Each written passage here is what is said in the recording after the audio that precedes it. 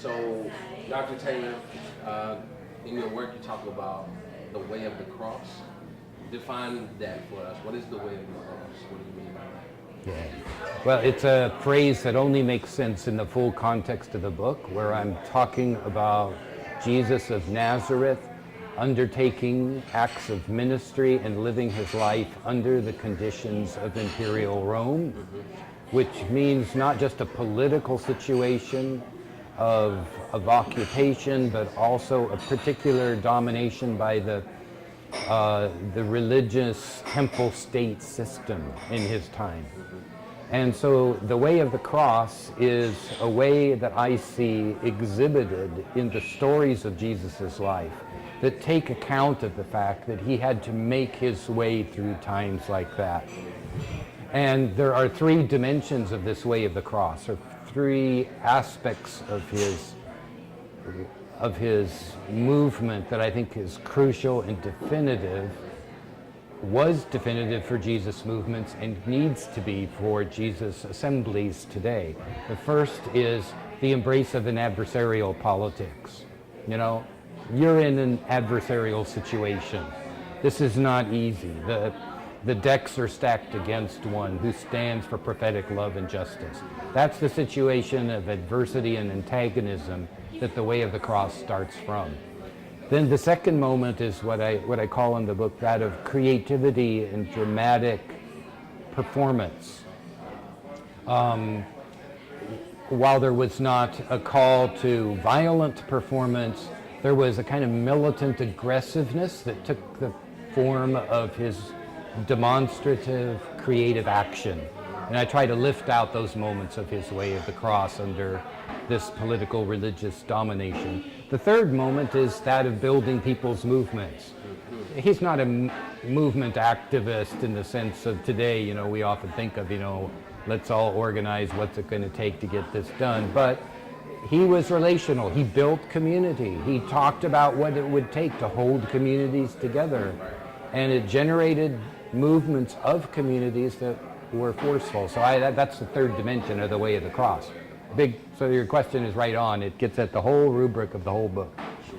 Now, this concept of imperial Rome or the imperial nature of structures, particularly in the first world, is also a theme in your text, what you call lockdown America. That's specifically referencing these operations in America. Define for us what lockdown America is.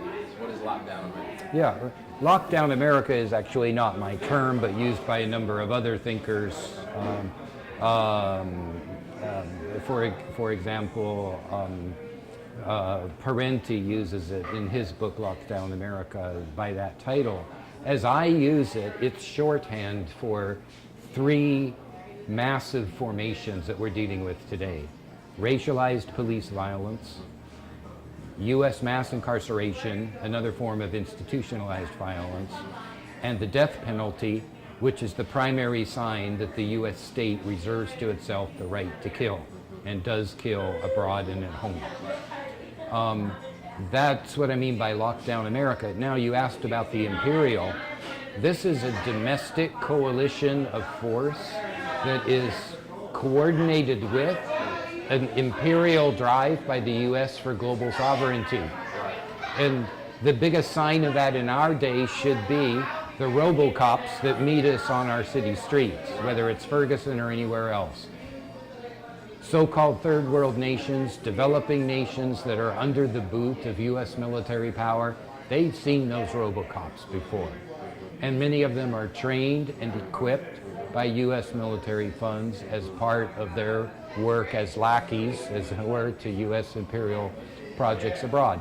So one of the things I do in the book is I call us to focus what we face on the streets of Ferguson or Newark in relationship to what people are facing on their streets in Guatemala City, in Gaza, in Mali.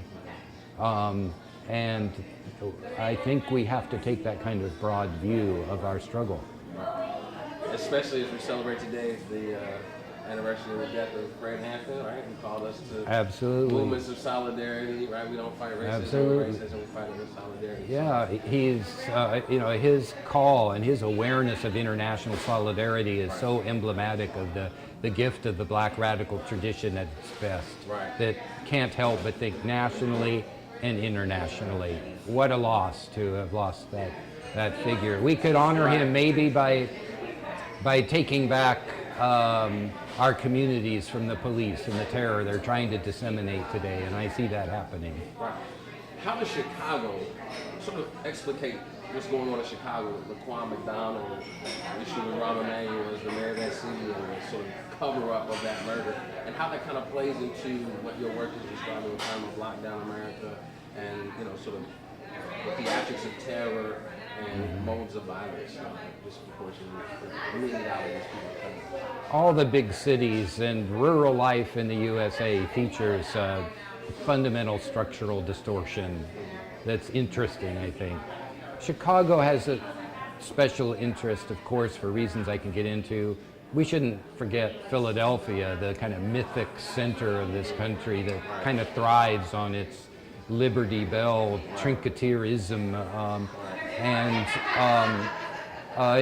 Philadelphia at the same time has the highest levels of deep poverty in the country, as well as a poverty among urban cities. But Chicago is especially interesting because we are seeing it now governed by a mayor who represents the Democratic Party and has brought a neoliberal project to the city, which is characterized by slashing social services in areas of education, jobs provisions to the poorest communities. Right. And then what one is left with is a need to get especially brutal with surveillance and policing.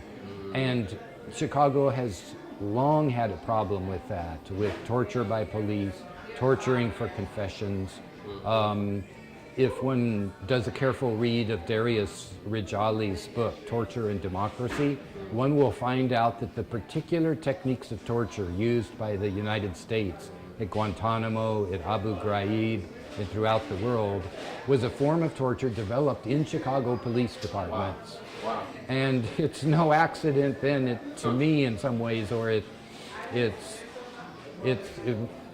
bursts upon me with a special resonance that in Homan Square in Chicago we have what The Guardian has researched as a kind of black site, which is a place into which people disappear and fall and are experience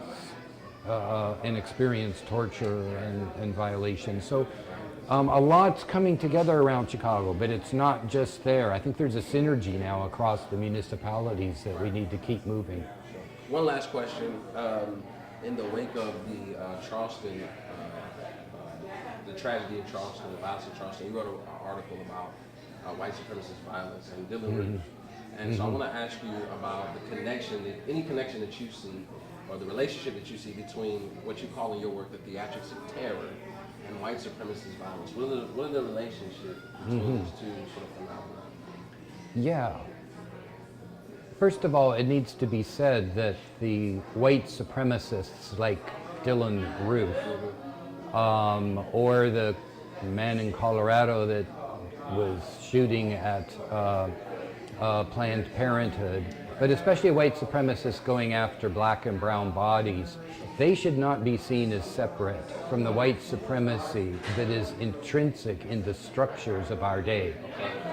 I often say, as I said this evening earlier, that we have a system that rules the especially dissident communities with terror administered by the police, by the threat of prison, and when you're in prison, you experience terror in the forms of immobilization and disintegration that prison brings upon one.